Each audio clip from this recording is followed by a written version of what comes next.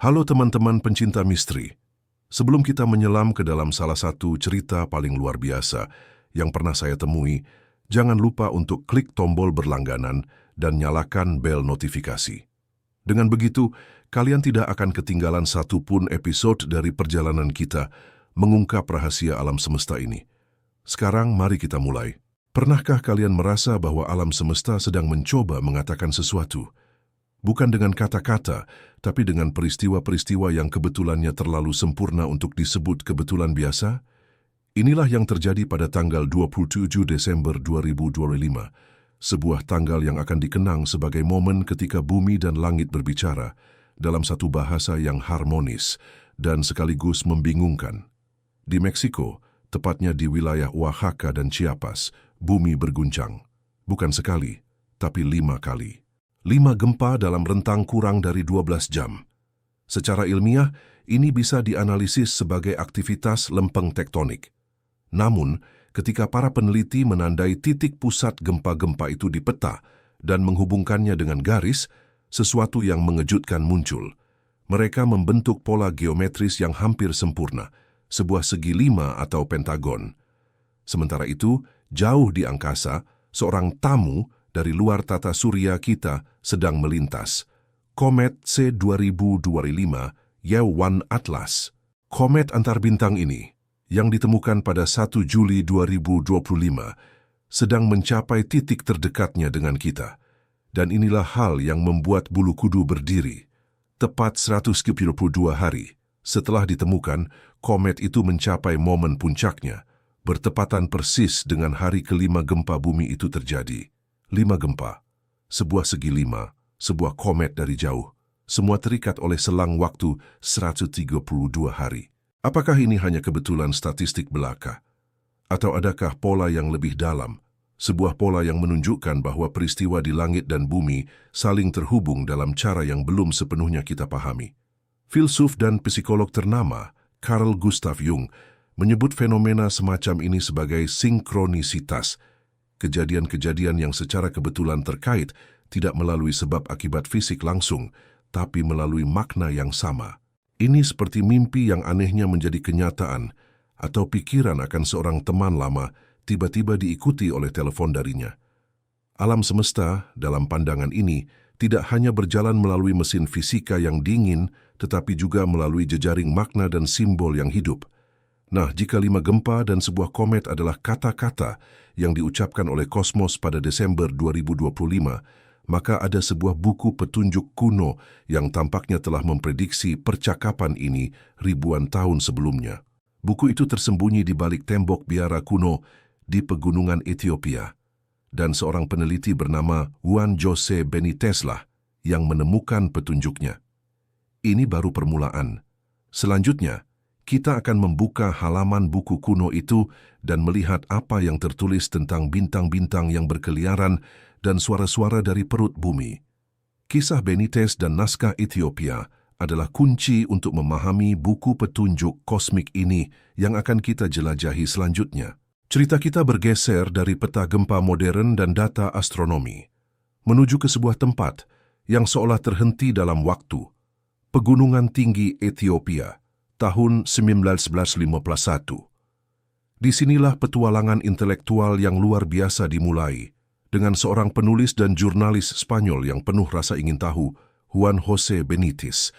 Benitez sedang menelusuri akar-akar sejarah dan misteri agama ketika ia diantar ke sebuah biara kuno di Lalibela.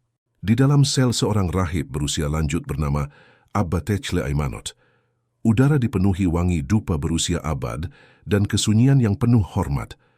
Abba Techle, dengan mata bijaksana yang telah menyaksikan pergantian zaman, membuka sebuah naskah yang tak ternilai harganya. Itu adalah salinan kitab Henokh dalam bahasa GS, bahasa liturgis Ethiopia yang kuno. Kitab Henokh sendiri adalah teks apokaliptik Yahudi kuno yang dianggap suci oleh Gereja Ortodoks Ethiopia, tetapi hilang dari kanon barat selama berabad-abad. Bagi banyak sarjana, kitab ini adalah koleksi visi simbolis. Namun Abba Techle menawarkan penafsiran yang berbeda kepada Benitez. Dengan suara tenang penuh keyakinan, sang rahib menerjemahkan sebuah bagian khusus. Ia berbicara tentang utusan dari bintang-bintang yang jauh, yang akan tiba saat daun-daun berguguran dan tabir antar dunia menipis. Sebuah frasa yang dengan cantik menggambarkan musim gugur, waktu ketika banyak budaya merayakan perjalanan arwah. Lalu teks itu melanjutkan dengan deskripsi yang membuat Benitez merinding. Utusan kosmik ini akan disertai oleh 5 suara dari perut bumi yang akan berbicara secara berurutan, menandai tempat-tempat di mana yang tak sadar dari bumi mendekati permukaan. Bayangkan perasaan Benitez saat itu. Ia mendengar sebuah teks berusia lebih dari 300 tahun yang menggambarkan, bukan dengan samar tetapi dengan gamblang, sebuah skenario yang persis, sebuah objek antar bintang, si utusan bintang, dan serangkaian gempa 5 suara bumi. Namun, Abba Tekle dengan bijak menegaskan, ini bukan ramalan ajaib. Ini bukan tentang meramal tanggal tertentu di masa depan seperti horoskop. Penjelasannya jauh lebih menarik. Ia menyebut kitab ini sebagai peta korespondensi, sebuah kompilasi pengetahuan yang dikumpulkan oleh pengamat langit dan bumi selama generasi. Para leluhur memahami sesuatu yang sains modern kita kerap lupakan, bahwa pola di langit, makrokosmos, mencerminkan pola di bumi, mikrokosmos. Mereka melihat hubungan antara pergerakan benda langit dan gejolak di kerak bumi, dan mereka mencatat pola-pola ini dalam bahasa simbol dan mitos agar pengetahuan itu bertahan melampaui peradaban mereka sendiri. Mereka tidak punya teleskop modern atau seismograf, tetapi mereka punya kesabaran untuk mengamati selama berabad-abad dan kebijaksanaan untuk membaca pola alam. Apa yang kita sebut keajaiban atau ramalan seringkali adalah sains observasional kuno yang diungkapkan dalam bahasa puisi. Jadi ketika Benitez meninggalkan biara itu dengan catatannya, ia membawa lebih dari sekadar transkripsi teks kuno. Ia membawa sebuah paradigma baru. Apa jika 5 suara bumi dan utusan bintang-bintang adalah kode untuk pola nyata yang berulang dalam kosmos? Pola yang suatu hari nanti, dengan teknologi yang tepat, akan terlihat kembali. Dan sekarang, di tahun 2025, pola itu muncul dengan jelas. Tapi mengapa bentuknya segi 5? Mengapa bukan segitiga atau persegi? Untuk menjawabnya, kita harus menyelami bahasa universal yang lebih dalam dari teks tertulis, bahasa geometri suci yang terukir baik dalam bunga, tubuh kita, dan rupanya bahkan dalam guncangan bumi. Pola segi 5 yang muncul dari gempa itu bukanlah bentuk acak, tetapi bagian dari bahasa simbolik yang dalam yang menghubungkan alam, manusia, dan kosmos. Jadi alam semesta, melalui gempa bumi, tampaknya menggambar sebuah bentuk di peta Meksiko. Tapi mengapa segi 5? Dalam kekacauan retakan lempeng tektonik, mengapa pola ini yang muncul? Inilah saatnya kita beralih dari catatan sejarah ke bahasa simbol yang lebih universal, geometri suci. Segi 5 bukanlah bentuk sembarangan. Lihatlah sekeliling kita. Bintang laut dengan 5 lengan yang sempurna, bunga mawar dengan 5 kelopak, inti buah apel yang membentuk bintang 5 ketika dibelah. Bahkan tubuh manusia, dengan 1 kepala, 2 lengan, dan 2 kaki, dapat digambarkan dalam pola pentagram, seperti ilustrasi terkenal Leonardo da Vinci, Vitruvian Man. Angka 5, dalam banyak tradisi, melambangkan penyatuan, 4 unsur klasik, tanah, air, udara, api, disatukan oleh elemen kelima, sang quinta essentia atau eter, jiwa yang menghidupkan. Namun keajaiban sebenarnya terletak pada proporsinya. Segi 5 adalah rumah bagi rasio emas, phi, angka sekitar 1. Namun 18 yang ditemukan di mana-mana, dari spiral cangkang kerang hingga lengan galaksi, dari susunan daun hingga rantai DNA. Rasio ini dianggap sebagai rumus keindahan dan keseimbangan tertinggi alam. Setiap garis dalam segi 5 berhubungan dengan yang lain melalui rasio emas ini.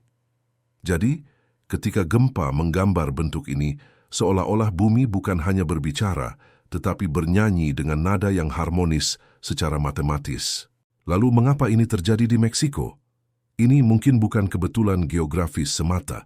Wilayah Oaxaca dan Chiapas adalah jantung dari peradaban Mesoamerika yang hebat, rumah bagi suku Maya, Zapotec, dan Olmec.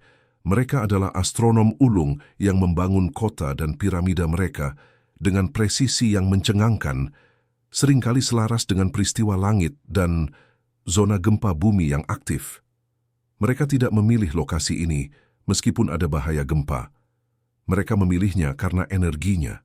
Bagi mereka, gempa bumi bukan hanya bencana tetapi juga ekspresi dari kekuatan bumi yang hidup, nafas atau gerakan dari dewa-dewa di bawah tanah. Monte Alban, Mitla, Palenque, situs-situs megah ini dibangun di atas tanah yang secara geologis aktif, seolah-olah mereka ingin menjembatani langit yang mereka amati dengan bumi yang bergetar di bawah kaki mereka.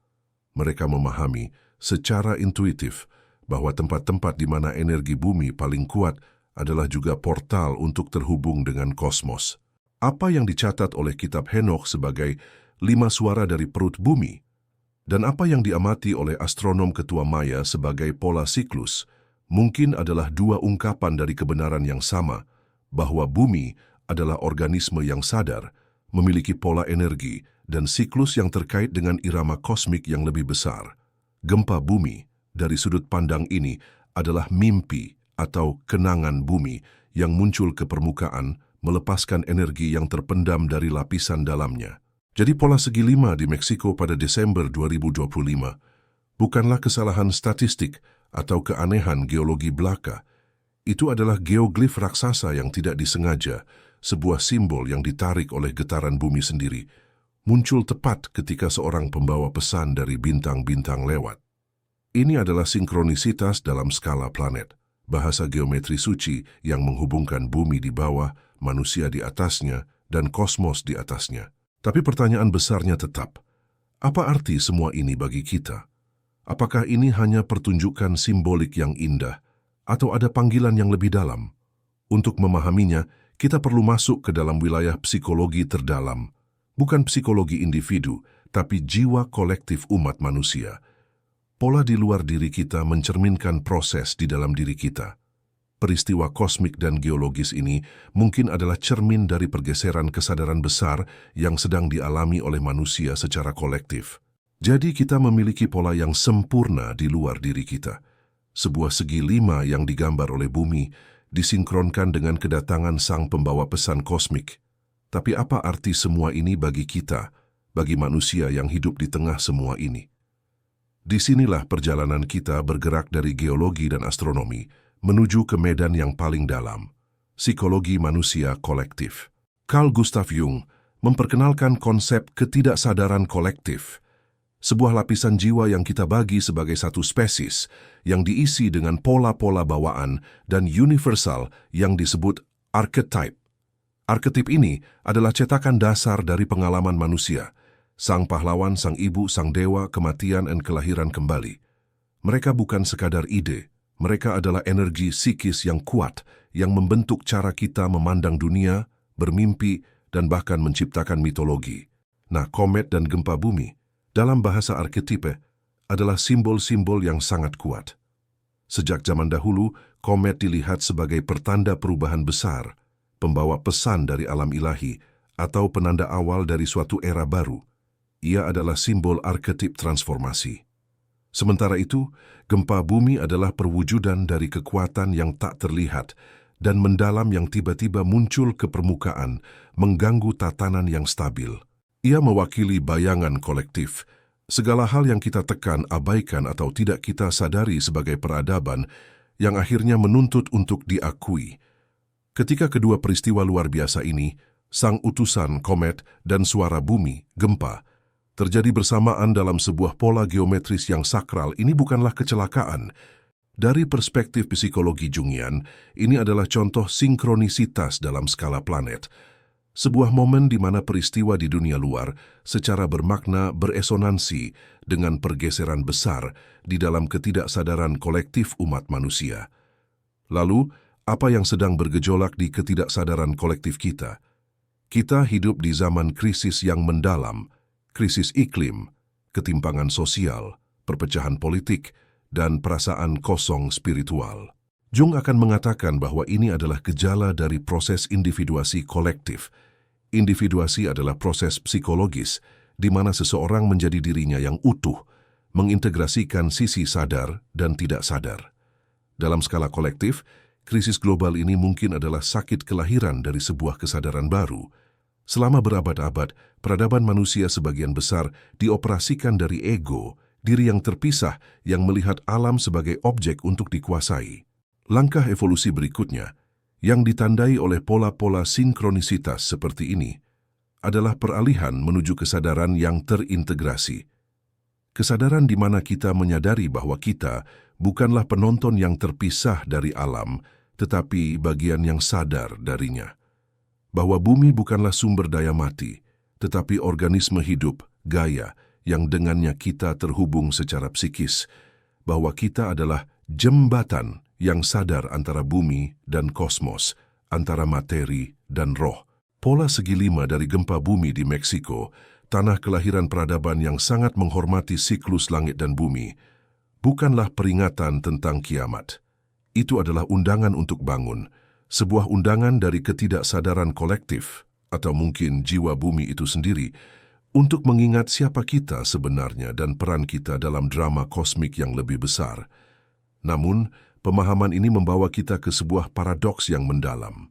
Jika jiwa dan materi, batin dan luar, saling terhubung sedemikian rupa, maka di mana sebenarnya titik temu yang paling mendasar? Di mana dualitas ini berakhir? Untuk menjawabnya, kita harus melihat lebih jauh ke dalam lagi, menuju sebuah konsep yang menggabungkan sains kuno dan pemikiran modern yang paling mutakhir. Mencari titik temu antara jiwa dan materi membawa kita pada satu konsep kuno tentang kesatuan realitas, yang kini justru menemukan gaungnya dalam penemuan sains terkini. Jika jiwa kita, ketidaksadaran kolektif, dapat berbicara melalui peristiwa di dunia fisik, gempa bumi dan komet, maka di mana tepatnya titik temu mereka? Di mana mimpi bertemu dengan materi? Pertanyaan ini membawa kita ke jantung sebuah konsep kuno yang mungkin menjadi kunci untuk memahami segalanya. Unus mundus. Unus mundus adalah istilah Latin yang berarti dunia yang satu. Konsep ini berasal dari tradisi alkimia abad pertengahan. Para alkemis tidak hanya mencari cara mengubah timah menjadi emas secara fisik. Mereka melihat proses itu sebagai simbol perjalanan spiritual, transformasi kesadaran manusia dari keadaan yang terbelakang, timah, menuju pencerahan dan keutuhan, emas. Unus mundus adalah realitas dasar, lapisan tunggal yang mendasari segala sesuatu, di mana semua dualitas, jiwa dan materi, batin dan lahir, bumi dan langit, belum terpisah. Ini adalah sumber dari mana segala sesuatu muncul, seperti lautan tak terbatas yang melahirkan semua gelombang. Jadi ketika gempa bumi dan lintasan komet membentuk pola yang bermakna, bukan karena komet secara fisik menyebabkan gempa, melainkan kedua peristiwa itu muncul dari sumber yang sama di tingkat realitas yang lebih dalam ini. Mereka seperti dua mimpi berbeda yang berasal dari satu pikiran bawah sadar yang sama. Dalam hal ini, pikiran bawah sadar kosmik. Peristiwa 27 Desember 2025 adalah momen di mana tabir dari unus mundus ini menjadi sangat tipis, memungkinkan polanya terlihat jelas di dunia fisik kita. Yang menakjubkan adalah ilmu pengetahuan paling mutakhir kita, fisika kuantum, mulai menggema dengan kebenaran kuno ini. Dalam dunia kuantum, prinsip ketidakpastian Heisenberg menunjukkan bahwa pengamat tidak dapat sepenuhnya dipisahkan dari yang diamati. Eksperimen keterkaitan kuantum membuktikan bahwa dua partikel dapat terhubung secara instan, meskipun terpisah jarak yang sangat jauh, seolah-olah mereka adalah satu kesatuan, sebuah fenomena yang membuat Einstein geram menyebutnya aksi mengerikan dari kejauhan. Eksperimen pilihan tertunda bahkan menantang pemahaman kita tentang waktu, menunjukkan bahwa tindakan pengamatan di masa sekarang dapat mempengaruhi keadaan partikel di masa lalu. Apa yang dikatakan semua ini? Bahwa pada tingkat realitas yang paling mendasar, segala sesuatu saling terhubung, bahwa pemisahan antara subjek dan objek, antara di sini dan di sana, mungkin hanyalah ilusi yang diciptakan oleh kesadaran ego kita yang terbatas. Fisikawan ternama seperti David Bohm berbicara tentang tatanan yang tersirat, implicate order, sebuah realitas holistik yang mendasari dunia yang kita lihat. Ini hampir merupakan deskripsi ilmiah modern dari unus mundus. Inilah titik pertemuan yang kita cari. Kitab Henoch, Alkimia dan Fisika Kuantum, meskipun menggunakan bahasa yang sangat berbeda, semuanya menunjuk pada kebenaran yang sama. Kita hidup dalam alam semesta yang partisipatif, holistik, dan hidup. Peristiwa sinkronisitas berskala besar seperti yang terjadi di Meksiko adalah jendela langka ke dalam sifat sejati realitas ini. Mereka adalah pengingat bahwa kita bukanlah makhluk asing yang mengamati alam semesta yang dingin dan acak dari luar. Kita adalah bagian yang sadar darinya, dan kesadaran kita mungkin adalah salah satu cara alam semesta mengenali dirinya sendiri. Kesimpulannya menjadi sangat jelas dan personal. Alam semesta tidak hanya berbicara, ia juga mengajak. Lalu, bagaimana kita seharusnya menanggapi undangan kosmik ini? Apa yang bisa kita lakukan dengan kesadaran baru ini? Memahami bahwa kita adalah bagian dari keseluruhan yang hidup mengubah segalanya. Sekarang tibalah saatnya untuk melihat apa yang dapat kita lakukan, bagaimana kita bisa hidup selaras dengan kesadaran baru ini dalam kehidupan sehari-hari kita. Maka, kita telah sampai pada penghujung penjelajahan ini. Namun, ini sebenarnya adalah sebuah awal. Kita telah menyusuri data sains, membuka naskah kuno, menyelami geometri suci, psikologi, dan fisika. Semuanya menunjuk pada satu kesimpulan yang tak terelakkan. Peristiwa 27 Desember 2025 bukanlah akhir, melainkan sebuah undangan, sebuah panggilan untuk bangun. Lalu, bagaimana kita menanggapi panggilan ini? Bagaimana kita hidup dengan kesadaran bahwa kita adalah bagian dari sebuah kosmos yang hidup dan saling berhubungan? Jawabannya tidak ada dalam dogma atau ritual yang rumit, tetapi dalam pergeseran sikap dan kesadaran sehari-hari yang mendalam. Pertama, mari kita mulai dengan memperhatikan. Jung menyebutnya fungsi transenden, kemampuan untuk menahan ketegangan antara hal-hal yang tampak bertentangan, sains dan spiritualitas, akal dan intuisi, tanpa langsung memilih salah satu sisi. Latihlah diri untuk melihat dunia dengan mata yang lebih lembut. Perhatikan sinkronisitas dalam hidupmu sendiri, pertemuan yang kebetulan namun bermakna, mimpi yang terwujud, atau rasa kebetulan yang membuatmu merinding. Itu bukan sekadar kebetulan, itu adalah konfirmasi bahwa kamu selaras dengan aliran kehidupan yang lebih dalam. Kedua, berlatihlah merendahkan hati intelektual. Ilmu pengetahuan modern kita luar biasa, tetapi ia belum memiliki semua jawaban.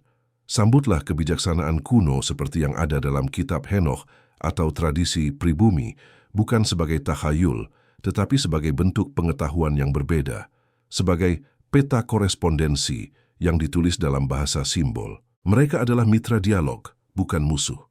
Ketiga, dan yang terpenting, sadarilah peranmu sebagai rekan pencipta.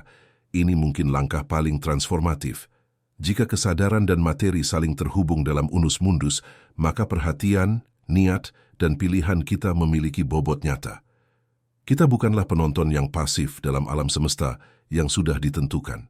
Setiap kali kita memilih untuk menghormati alam, berbelas kasih kepada sesama, atau mencari kebenaran dengan hati terbuka, kita tidak hanya menjalani hidup yang baik, kita secara aktif mengukir realitas menuju integrasi dan keutuhan yang lebih besar. Juan Jose Benitez, melalui pesan yang melampaui waktu, meninggalkan kita dengan sebuah permohonan yang mengharukan. Hidup yang tidak dijalani adalah kematian dini. Panggilan kosmik ini mengajak kita untuk hidup sepenuhnya dan bangun sepenuhnya. Jadi lain kali kamu memandang langit malam dan melihat bintang jatuh, ingatlah, itu mungkin lebih dari sekadar batu es. Itu adalah salam dari kosmos yang luas. Saat kamu merasakan bumi di bawah kakimu, ingatlah, itu adalah tubuh dari sebuah planet yang hidup. Dan ketika kamu membaca kisah-kisah kuno atau mengalami sinkronisitas kecil dalam hidupmu, dengarkanlah. Itu adalah bisikan dari unus mundus, mengingatkanmu akan satu kebenaran sederhana namun paling mendalam. Kamu tidak pernah terpisah. Kamu adalah cara alam semesta mengalami keajaiban dirinya sendiri. Kamu adalah jembatan yang sadar antara bumi dan bintang-bintang, dan saat ini sebuah babak baru dalam kisah manusia sedang dimulai dengan kita sebagai para pelakunya. Apakah kamu siap menerima undangan ini?